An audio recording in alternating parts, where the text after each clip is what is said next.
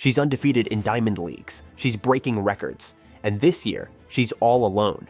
Femke Bol, the pride of Dutch athletics, is heading into the World Championships with a perfect season and 0 real challengers. Because the one person who could have pushed her, the world record holder, isn't even in her event. And while the world sees dominance, she feels something else: disappointment. This is the story of what happens when your greatest rival disappears. In the history of great athletic rivalries, there are always 2 names. Ali had Frazier, Federer had Nadal, Bolt had Gatlin. And for a moment, it looked like the 400-meter hurdles had Femke Bol and McLaughlin, 2 world-class athletes, one shared stage, and a finish line that refused to separate them by more than seconds. But in 2025, the rivalry that was supposed to define an era never took the starting blocks because Sydney isn't here. Instead of defending her world record in the 400-meter hurdles, McLaughlin has switched events, focusing on the flat 400 meters. And for Femke Bol, that changes everything. She's still the favorite. She's still the face of European athletics. But as she heads into the World Championships in Tokyo, there's a new, unexpected feeling growing inside her: frustration. "I think it's kind of a shame," Bol said. "She always brought the best out of me."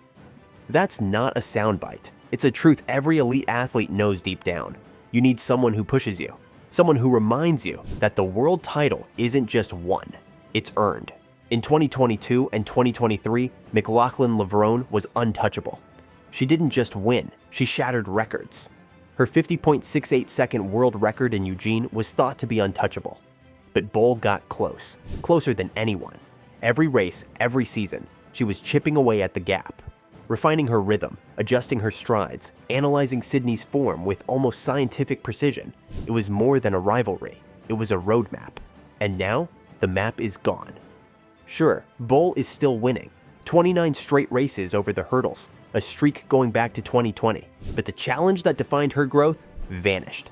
No more exciting finishes, no more mental games, no more standard to chase, just empty lanes. And a stopwatch that says she's the best, without needing to prove it. For a champion like Bol, that's not victory, that's limbo. Because sometimes the absence of a rival is louder than the crowd in the stadium. There's a certain comfort in chasing someone. They set the pace, you set your focus. But what happens when there's no one left to chase? Femke Bol is now the undisputed favorite in the 400-meter hurdles. No ifs, no maybes. Sydney McLaughlin is running the flat 400 meters, and Bol has been steamrolling her competition in every Diamond League meet this season. 29 wins in a row, 4 Diamond League final victories, and a 5th almost guaranteed. She's making history, but she's also alone, and she knows it. When asked how it feels to be the uncontested frontrunner, Bol doesn't gloat. She gets quiet, because being the favorite isn't just a title, it's a burden. Every race she enters, she's not trying to win. She's trying not to lose. There's a difference, and it's everything. When you're chasing someone, your goal is clear: catch them. But when you're in front, the only thing that matters is the gap between where you are and where you could fall. That pressure builds every hurdle, every split, every meet. And it's not just about prestige, it's about economics too. While Bol dominates one of the most grueling events in track and field, her event doesn't pay the highest prize money. In the Diamond League, only 5 disciplines are labeled as Diamond Plus events. They offer double the prize pool, up to $60,000 for a single win. Bol's event, not on the list. This means other Dutch athletes like Jessica Schilder in shot put, or Niels Laros in the 1500 meters could potentially earn more, despite not having her dominance. So here she is, a national hero, a global favorite, a dominant force. And yet, financially and competitively, it feels like she's running in place, because greatness isn't just about winning, it's about being pushed. And this season, no one's close enough to do that. It's a strange kind of success, one that doesn't fuel the fire, but slowly cools it. As she steps into the World Championship final, all eyes are on her, not to see if she'll win, but to see how fast she can go without a rival breathing down her neck. That's the real race now. Not against another runner, but against isolation and the clock. In track and field, pressure is supposed to come from the competition, the athlete in the next lane, the favorite from last year, the record that still stands. But for Femke Bol, pressure doesn't come from anyone else. Not anymore. Now it comes from within. With Sydney McLaughlin out of the picture, Bol isn't racing to win. She's racing to meet an invisible standard, her own. In interviews leading up to the World Championships, she said it openly. "If I think about medals, it doesn't help me. I try not to focus on the outcome, just the execution." That might sound simple, but it's actually one of the hardest mental disciplines in elite sport, especially when the world expects you to dominate. Imagine lining up in the blocks knowing that everyone assumes you'll win, that if you run your best race, the reaction will be, well, of course she won. But if you falter just once, even slightly, the headlines will explode. That's not motivation, that's a mental minefield. And it's not like Bol doesn't care about the result. She cares deeply, maybe too much. In private, she's known for being a perfectionist. Her stride pattern, her hurdle rhythm, her breathing, all meticulously analyzed, reviewed, and corrected. She once rewatched a slow-motion clip of her finish over hurdle 10 more than 50 times, just to find a half second of inefficiency. Without someone like Sydney to pull the best out of her externally, Bol now has to manufacture that urgency herself.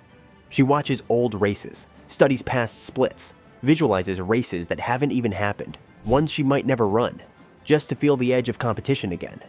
And it works, because even without a true rival, Bol has continued to improve. She's closing in on McLaughlin world record. Her technique is sharper, her time's more consistent, her start's more aggressive. But that growth comes at a price. The loneliness of expectation, the fatigue of never being able to celebrate freely, because the next hurdle is always coming. She's spoken before about the silence that comes with being in front. No cheers as you chase, just questions when you don't deliver. And at the top, every stumble echoes louder. This is the paradox of dominance. When you're rising, everyone roots for you. When you've arrived, everyone waits for you to fall. So Bol builds pressure where there is none, because pressure is what made her great. And now, it might be the only thing that keeps her there. Legacy isn't just about how fast you ran. It's about who you ran against. It's the tension, the rivalries, the showdowns we remember decades later. Because every great athlete needs a worthy opponent, someone who forces them to go beyond what they thought was possible. Without that, greatness can start to feel like routine. For Femke Bol, this was supposed to be her defining rivalry. Femke versus Sydney, Europe versus America, poise versus power, two generational athletes, one brutal event, the 400-meter hurdles. We were robbed of that story in 2025. And so was she. Sydney McLaughlin stepping away from the event wasn't betrayal. It was personal strategy. But for Femke, it left a blank space in her legacy. The kind of silence no medal can fill. She's on pace to become one of the most dominant hurdlers in history. And yet, even in her victories, there's that whisper. But what if Sydney had been there? It's not just about headlines or crowd drama, it's about validation. The sense that your peak was pushed to its absolute edge. That's what made Ali versus Frazier timeless. What made Federer versus Nadal epic? What made Bolt versus Gatlin electric? They didn't just win, they won against greatness. That's the irony for Femke Bol. She's building a legacy in isolation. No one doubts her talent, no one questions her consistency. But rivalries are what transform dominance into folklore. Think about it. If Femke breaks the world record this year, runs 50.65 seconds, takes home gold in Tokyo, it will be historic. But if she'd done it with McLaughlin in the next lane, fighting her all the way to the finish, it wouldn't just be history, it would be mythology. She knows this. In interviews, she doesn't sound bitter. She sounds reflective. "I always enjoyed racing Sydney," she said.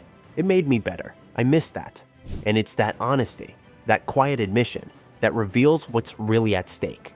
Because even at the top of the sport, even with the world watching, even with the medals and the money, what Femke Bol wanted most was the feeling of being tested. And in 2025, she's running away from everyone, but not toward anyone. Still, legacies are funny things. Sometimes they're written not by what happens, but by what didn't.